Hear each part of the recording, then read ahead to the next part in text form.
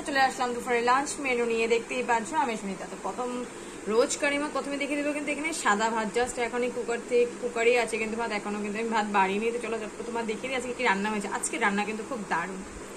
তারপরে দেখো এখানে আছে কিন্তু শাক, লাল শাক ভাজি করছি কিন্তু এখানে আছে বাদাম দিয়ে খেতে। বন্ধুরা খুব ভালো লাগে লাল শাক ভাজি খেতে।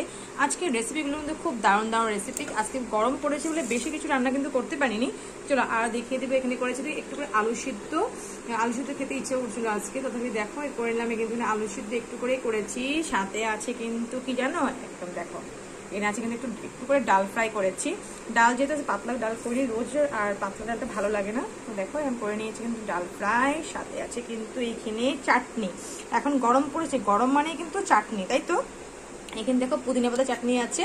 তো পুদিনা পাতা কিন্তু আমাদের শরীরের জন্য কিন্তু খুব ভালো। তো দেখো পুদিনা কিন্তু চাটনি করে নিচ্ছি ঝাল ঝাল করে, লঙ্কার বীজগুলো দেখতেই পাচ্ছ।